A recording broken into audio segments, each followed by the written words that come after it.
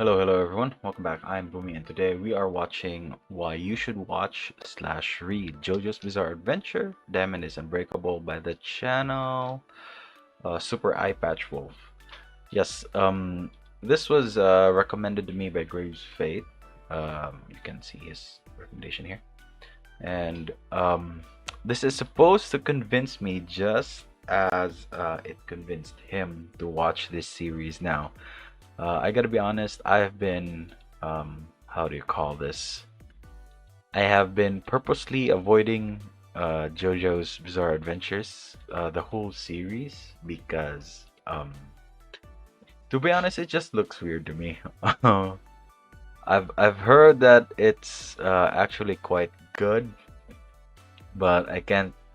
Somehow, I just can't get over the fact that the art style just is so weird, and all the "is that a JoJo reference" memes were not helping at all to to the case of me watching JoJo's. But hopefully, this video can turn me around. We'll see. I can't make any guarantees, but like I said, I'm gonna watch this and see if it's really something that I want to get into. So remember, if you like my reactions, don't forget to leave a like, let me know your thoughts on the video down in the comment section below, and consider subscribing. Also, just like this one, if you have other suggestions of what you want me to watch with other anime or YouTube video, leave those down in the comments as well. That being said, let's go ahead and watch the video.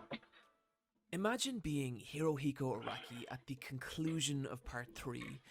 What it would have been like watching the final chapter of Stardust Crusaders be published, and be I faced with the could question not of relate. what comes next. Where do you go after Jotaro, after Dio, after the introduction of stands in a story that spanned entire continents and in the process forever changed battle manga? Well, if you're Araki, the answer is simple. You make one of the best goddamn things you've ever made. You make part 4. Okay. I love parts 1 to 3, but I do feel like you can still see Araki struggling with the different elements of the story in each respective one. Part 1's reactionary protagonist, Part 2's so-so villains, and the litany of more minor issues that plagued Part 3. But Part 4 feels like the culmination of all Araki's work up until this point. It's every mistake he's made and every lesson he's learned from it, and the result is a story that feels bold, different, and confident. I mean, that just sounds like experience, right? The more you do something, eventually you're gonna reach the point where you're gonna get it right and be good at it, right? And the thing that differentiates Diamond is Unbreakable from its predecessors is actually something really simple: scale. Parts 1 to 3 were these grand, epic, globe-spanning journeys, ones that culminated in world-shattering clashes of good and evil, whose outcome dictated the destiny of the entire planet. But in Part 4 is Still so downright weird. intimate by comparison.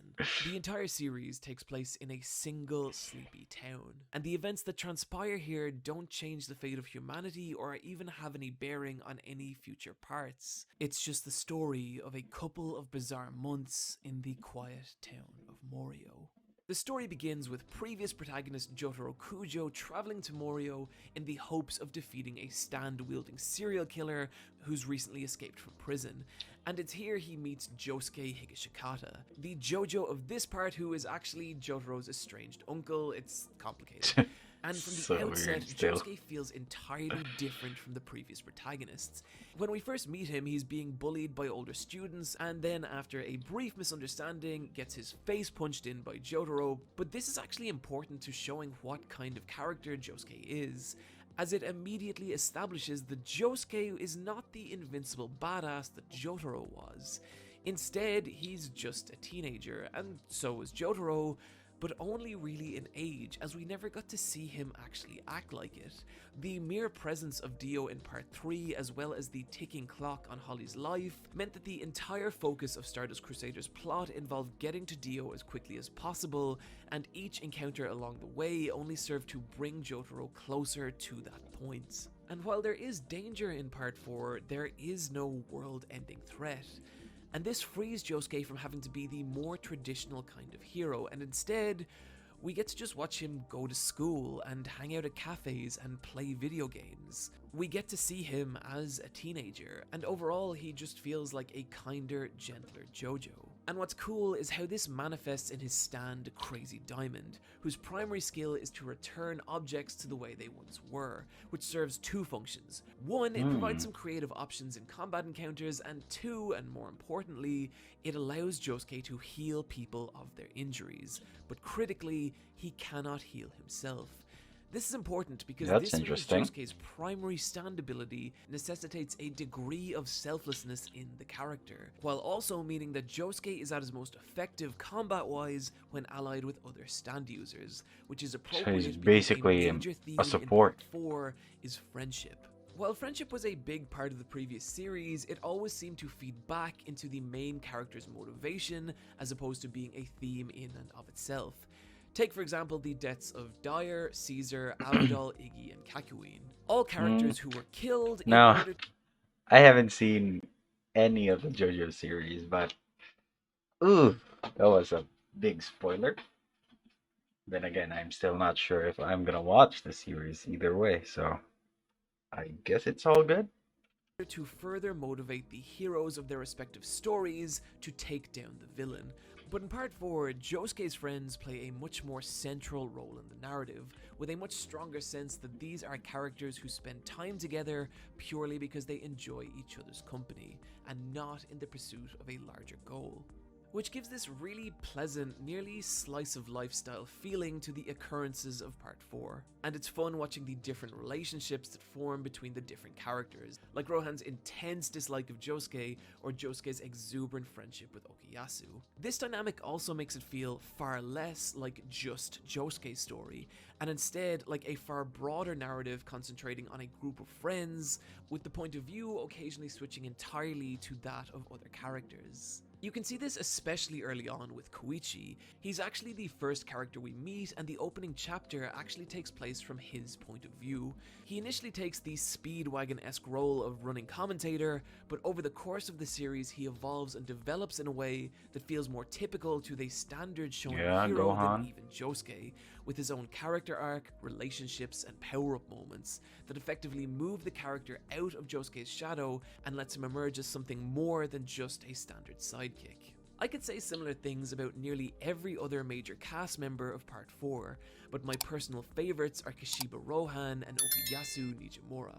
Rohan is an especially interesting character, as many see him as a self-insert for Araki, and this adds up. He is an eccentric, hyper-skilled manga artist, but I think more specifically what Rohan is and what makes him so damn fascinating is that he's a distillation of Araki's philosophy towards creating manga.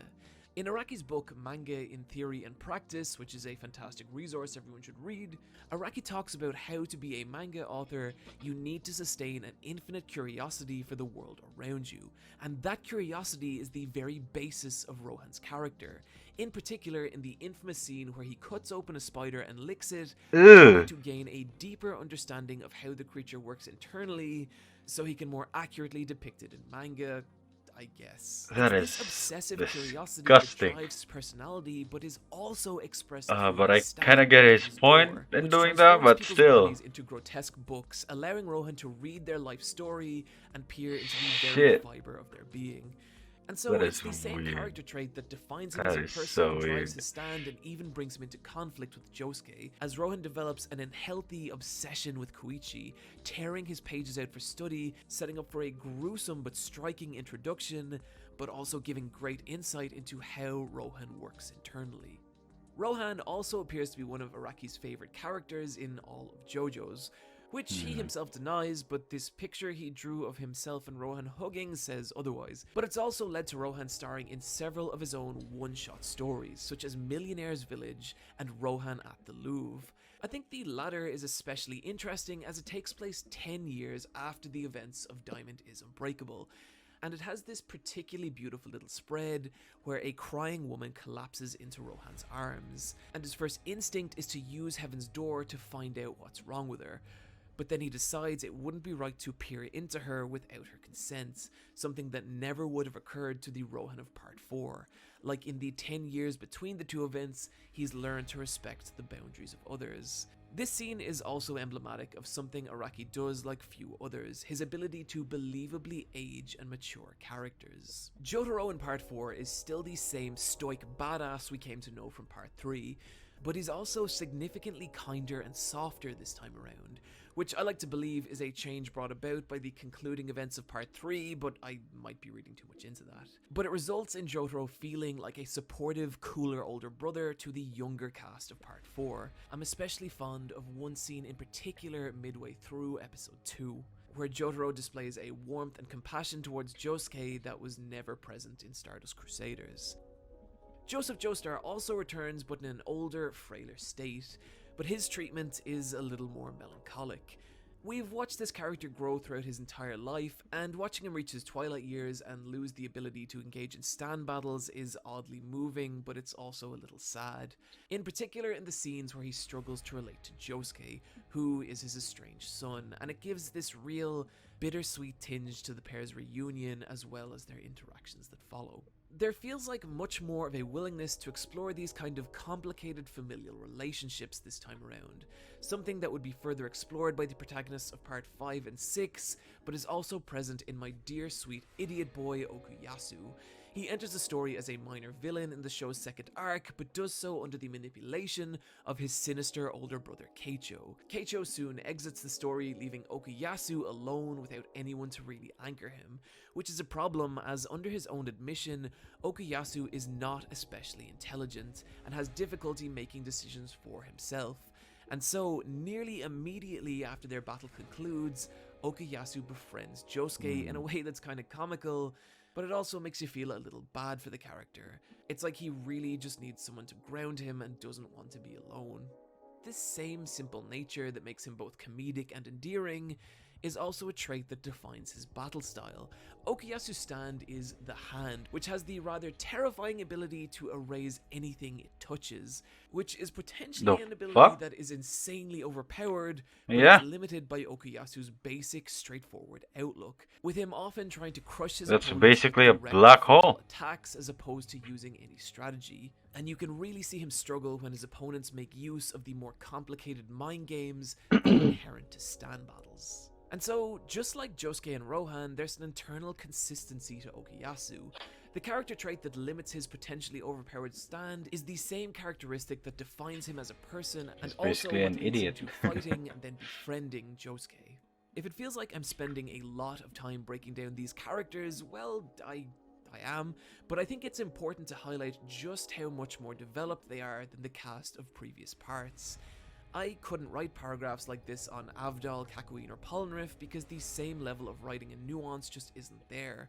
And as a result, the cast of Part 4 feel a lot more fully formed, which means that when stand battles do happen, we're a lot more invested in the fate of these characters. And incidentally, the writing behind the stand battles has also greatly improved. The abilities of the stands tend to be a lot more reflective of their users' personalities and a lot less directly suited to combat. But this allows for a lot more creativity in the encounters, as there's now a much greater emphasis on users manipulating their opponents into the hyper-specific situations where their stands will be most effective. Take, for example, Kobayashi's stand, Lock. Lock has the ability to manifest a giant, lock on people's chest that grows larger and heavier the guiltier the victim feels. So Kobayashi's battle style is to manipulate his target into feeling as much guilt as possible, activate his stand, and then extort them for his own gain, as we see in his showdown with Koichi, where he inflicts his stand on Koichi's mother and sister in an attempt to have them sign over the property rights to their house. I see this fight as particularly important in the evolution of Part 4, as it's not directly really a fight at all. Locke's objective isn't to harm Koichi or his family, his objective is to steal their home, and Koichi in turn isn't trying to kill Locke, he just wants to get him to stop targeting his family. Compare that to the simpler battles of Part 3, where every enemy stand user is in service of Dio and the objective is always to eliminate Jotaro and co. But by contrast, the lack of a central uniting villain in Part 4 means that each individual villain has their own specific reasons for encountering our heroes, such as Yukako falling in love with Koichi and then kidnapping him in one of my favorite arcs of the entire series. Her motive isn't simply to eliminate our heroes, and she's not a pawn of a larger villain. She's just an admittedly unhinged person doing what makes sense to her, which makes her battle with Koichi and how she applies her stand feel entirely different from any other encounter. And it's this kind of writing Is her stand or her hair? leads to Part 4's less conventional setups. Scenarios like Let's Go Eat Italian Food, Kashiba Rohan's Adventure, or I Am an Alien don't even really have battles or enemy stand users.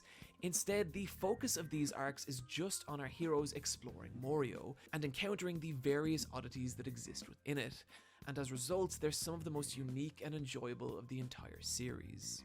Now, don't get me wrong, it's still JoJo's, it still has invisible ghost aliens beating the shit out of people and in one case a plate of spaghetti, and it still occasionally dives headlong into nightmarish horror, but the increased focus on its characters and the more distinctive encounters means that we get a JoJo's that's far less focused on a typical good versus evil story, and one that's a lot more about exploring what it's like to be a teenager living in the town of Morio, and in the process creating a beautifully enjoyable hybrid of the most bizarre slice of life series that's ever existed, crossed with all the battle-based excitement you'd expect from a JoJo's. Part 4 also serves as a pivotal milestone for Araki as an artist.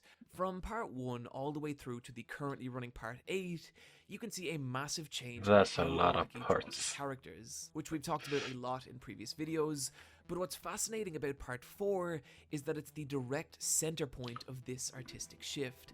And I don't mean that numerically, you can literally watch Araki's character work grow softer, looser, and more expressive over the course of Diamond is Unbreakable, leaving behind the more manly 80s style, taking on a look that would become more representative of his later work. Part 4 is also where you can really see Araki starting to play around with character design, integrating the core themes of the story into the look of its different characters. For example, take the concept of inheritance or passing the torch, a central theme in the broader JoJo story, and just look at how he works it into Josuke's design. Whereas Jonathan and Joseph were made to look nearly identical as to assure readers it was in fact the same series, Josuke's design feels more like a direct evolution of Jotaro's. Jotaro was designed around the concept of Bancho, strong silent delinquents who were especially popular in Japanese fiction in the late 70s. However, in the 80s, the Bancho fell out of fashion and were replaced by the Yankee, a different kind of delinquent which were the more rebellious, brasher, and disrespectful the hair though. evolution of the Bancho. And it's the Yankee that Josuke's look is based off, with the more flamboyant clothing and pompadour-style hair. And so you can see the generational shift between Bancho and Yankee expressed through the designs of Jotaro and Josuke. It's basically which to a just Japanese thicker public at least on the would have new really one. effectively signified Thicker that hair. Josuke is a more modern version of Jotaro. Araki would continue to play with this concept of evolving character designs a lot more with later protagonists, like how the empty space on Josuke's chest forms a heart motif in Josuke's design, and that motif is then tightened up for Giorno's design before becoming a solid stone in Jolene's. And I love this, as it so effectively establishes a visual through line between these four characters, linking their appearances but also effectively visually conveying their familial bloodline and shared destiny. The shift in art style, I imagine, would have given David Productions, the studio behind the anime adaptation, some difficulties. Do they go with the earlier style that's more in line with previous series, or the softer artwork Part 4 would eventually evolve into? And somewhat controversially, their decision seems to be to lean more towards the latter, but isn't 100% faithful to either. And while I do understand the criticisms, to me, an adaptation should alter the aesthetic of the source material in order to properly take advantage of the medium it's being adapted into. And it's for this reason I think the adaptation of Part 4 is not only successful, but goddamn beautiful. It has its caveats, which we'll get into, but its strength is how it uses animation and film to really accentuate the bizarre, carefree feeling of Diamond is Not I'm sorry if Trash. I'm so And one of the silent in main this ways you can see this is in the reaction. I'm editing. just It's common for scenes and watching shots at to this bleed point. together, creating this nearly surreal, dreamlike experience. Like, I take don't for have example much to this say, shot of really. Jotaro in his hotel. He hangs up the phone in his hotel room and then climbs down into a taxi that's waiting for him outside his hotel. They're easy to miss, but moments like this create a playful quality to how Part 4 moves between shots and locations. And it both serves to keep the action flowing nicely in the action scenes, while also giving this amazing, bizarre atmosphere to the town of Morio, like it's a place where the laws of time and space don't really apply. The same playfulness carries right through to every part of the show's art direction, and in particular, the use of colour. Rather than grounding the show's palette in any semblance of sanity, Morio is a town exploding with eccentric colour choices, a place of yellow skies and purple trees whose palettes swim and flow to match the emotion and intensity of a given scene. Interestingly, this colour treatment actually ties directly into Araki's own philosophy regarding colour. He's stated in several interviews how he doesn't view his world or characters with any consistent colour palette. Rather, in his mind, a character's colour is dictated by the emotion and environment of a scene. And the anime plays with this ethos in a way that black and white manga never could. Even the line work the characters are rendered in has this same hyper-stylized quality, with the character art often being drawn in beautifully rhythmic, thick black lines, giving the character art a Yeah, I'll fun, give them there. eccentric, The thick nearly lines, I pop art always style like them in vibe anime. that feels inspired by artists like Roy Lichtenstein. This is taken to a gorgeous, ludicrous extreme in some of the show's lavishly illustrated still shots, which combine the beautiful line work and vibrant color design to create images that are so striking that I don't even care that they're barely moving.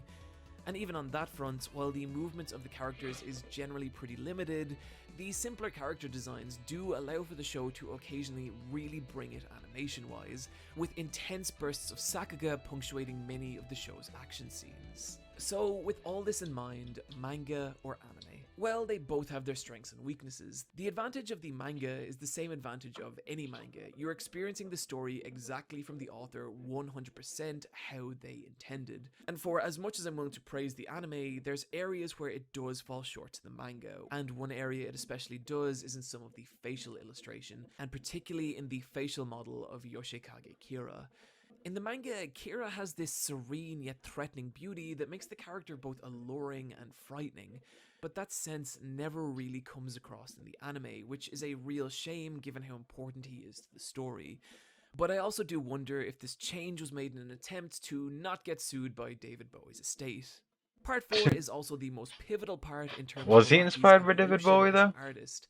So if you have any investment in him specifically, the manga is the way to go. The only real drawback of the manga is that the story drags in the third quarter, with a few battles that really feel like padding, which is frustrating, especially as it's leading into the final conflict. Thankfully, this same section has been heavily edited down and restructured in the anime, and the story flows a lot better because of it.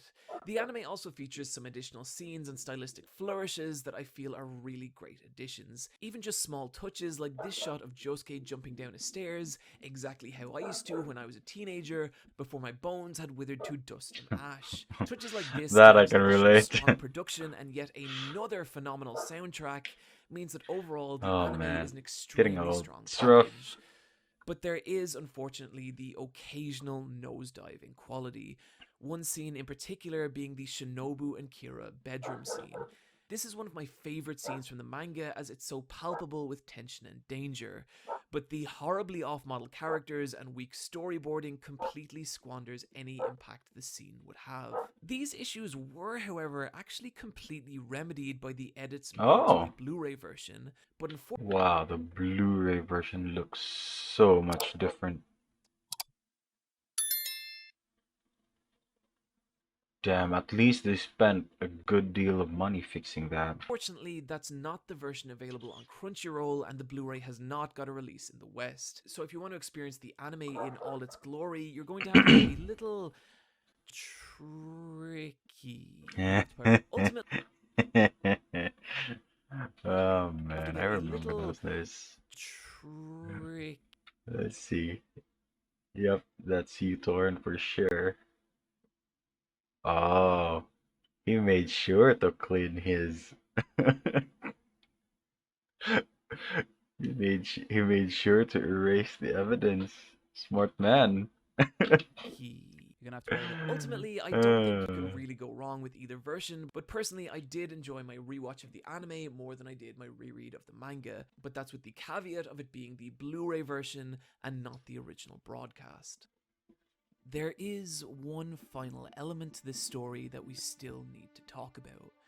One critical piece of the puzzle that's missing, and it is Yoshikage Kira. We already spoke about Kira as an individual in our video on villains, but I think what's nearly more interesting is the larger effect Kira has on the overall story. We meet Kira is this halfway gonna through Part be 4, and the by main introducing him so the late, main it villain? lets us get to know Morio without Kira. We get to experience the fun, bizarre side of life in this town, the carefree existence of Josuke and his friends. And so when Kira is introduced and immediately kills one of those friends and is revealed to be the serial killer behind the disappearances, he Damn. shatters that existence. We share in the shock and heartbreak of our heroes. Kira's existence scars Morio. He destroys the carefree reality we'd been enjoying up until this point. At 33 years old, Kira has lived in Morio his entire life, during which time he's murdered dozens and dozens of women, A severing hand their though? hands and becoming romantically involved with them. He serves as the central villain That for the is story's second weird. That half, is but that fucking said, weird. he's an entirely different kind of villain to Dio or Cars. Those were villains who were loud and charismatic, ones who rallied entire armies and were obsessed with proving their superiority over our heroes. But Kira is different. He doesn't want glory or a Yeah, following most or serial. to take over the I world. mean, All he wants most serial killers don't want the attention. They like to keep it low key. That's what gets them off when it's just them and the victim. is to continue to live quietly in the shadows and destroy as many lives as possible. Victory or success aren't important to Kira. In fact, he completely avoids any action that could draw attention to himself. Something we get a disturbing window into when later on in the series, our protagonist explores home. And it paints the picture of a bizarre, plastic existence.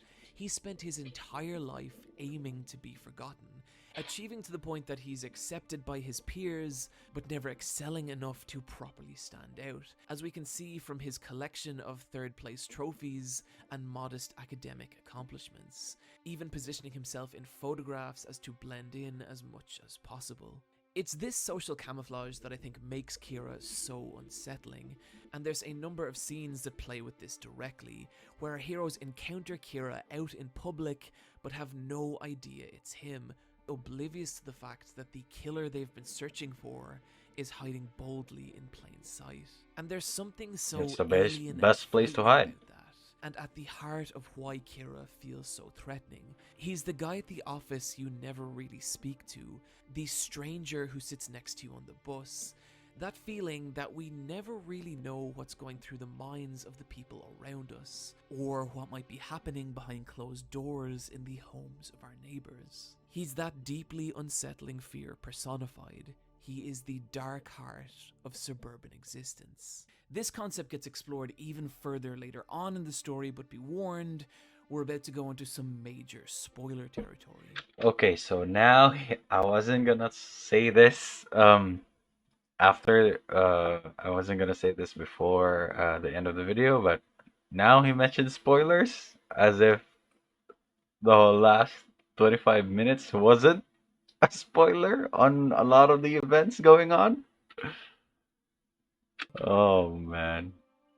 Eventually, our heroes manage to track down Kira and, after a grueling battle, expose his identity and manage to corner him. But then, in a last minute act of gruesome desperation, he escapes. But for one brief moment, the camouflage Kira has spent his entire life building up comes crumbling down around him as he staggers down the street, Oh, battered and blood-soaked. Only then, in a last-ditch effort to blend back into society, Kira kills a man and in the process steals his face, identity, and takes over his life, completely damn, disappearing into society once dude, again. And I love this turn in the story because that it is both establishes crazy. Kira's horrifying tenacity and ability to survive, while also introducing the narrative of Hayato, the son of the man Kira murdered and whose identity he's stolen. Hayato begins to suspect that his father, despite looking exactly the same, may not be who he used to be, and starts recording Kira's every move. What's interesting though, and this is just my own speculation, is that the idea of this arc seems to be based on the psychiatric condition known as the Capgras delusion. A Capgras delusion where a delusion. person believes that someone close to them Someone is has been replaced by an replaced. Yeah. identical imposter. And I think that's an amazing concept to work into Kira's character, as it takes his ability of hiding in plain sight to a horrifying new extreme. As our heroes slowly begin to track down Kira, Hayato uncovers his secret, and the resulting conflict forces Kira's stand to evolve a horrifying new ability, Bite the Dust, which, to Bite the dust. dramatically oversimplify, traps anyone who discovers Kira's identity in a time loop in which they are murdered over and over and Ooh, over, giving Kira a seemingly perfect defense against our heroes. that is and making rough. for one of the most tense and desperate final battles of this or any other series. But it's also in this final battle that we can see the true strength of Diamond is Unbreakable. And it's a battle that develops and delivers on all the themes the series has been building up to until this point. As unlike previous arcs, it's not merely a one-on-one fight between hero and villain, but instead everyone together trying to survive against Kira's nightmare, with each character having their own role to play in the war against him. In other words, the friendship and spirit that's formed between Josuke and his friends Nah. versus The power of perverse, invincible friends and sorcery family. Kira has surrounded himself with. And it's a fight that's not only desperate and exciting, but feels more thematically resonant than any finale that's come before. It's not merely hero versus villain, but a community of people coming together in an attempt to eradicate a deep, insidious evil that's rooted itself in their society. And I think that's a really powerful story to tell. More than anything else though, Part 4 feels like the culmination of everything Araki's been working towards, both being an incredibly fun and spirited slice of life / battle series, crossed with a deeply dark and horrifying look at the most insidious parts of suburban life, and the resulting battle when those worlds collide. This is why Part 4 is my favorite part. This is why you should watch / read JoJo's Bizarre Adventure Part 4, Diamond is Unbreakable. Okay. That Friends, was thank you once again for joining me today. the end of the video. Damn. He makes a pretty convincing argument, to be honest. Even though he spoiled a lot of what happened in his video, but man, this was a good video. Yeah, like I said, it's kind of hard to explain. Well, there are ways, but I guess to really bring in a lot of people into watching the series, you kind of have to give them a little bit of taste, right? But to be honest, I feel like this video gave out a lot in terms of what happened in the story. I guess he could probably have skirted around the situation, but that's okay though. Yeah, this is really almost making me want to watch JoJo's.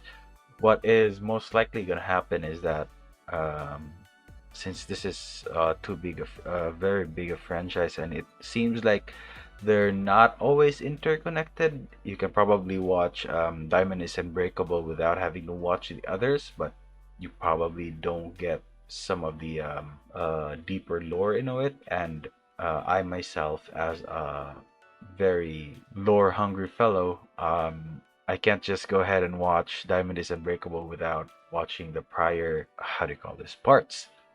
But yeah, I'm still not sold on it, to be honest, because even though it seems like the story is really good, I still can't get over the art style. It is so weird. I mean, that's their artistic choice, and I don't blame them for that. It is mostly me and my tastes. But for me, at least, it has to be at least something that I would like to look at if I want to enjoy it more. So yeah, that's my verdict for JoJo's. I don't know if I'm gonna watch it as a reaction in the channel. What's most likely gonna happen is that I'm probably gonna watch it in my own time and then just post my my review or overall reaction to one part. That's probably what's gonna happen. But I don't know. Maybe it goes on the channel, maybe not. At this point, I still can't say because it's still weird to me. Maybe after giving it some time to sizzle, maybe I end up wanting to watch this as a reaction for the channel. Thank you once again to Grace Faith for suggesting this video. It was quite enjoyable. But that's gonna be it for me today, guys. Link to my Twitter is down in the description below. Go ahead and check it out if you want to. If you're new here and enjoyed the video, don't forget to leave a like, let me know your thoughts on the video down in the comment section below, and consider subscribing. It helps me and it helps the channel grow. Also, let me know what other video you'd like me to watch, either anime or YouTube video. I'll be more than happy to check it out, and possibly if I like it, I might put it out as a reaction in the channel. Yeah, thank you so much for watching, and I'll see you all next time. Bye!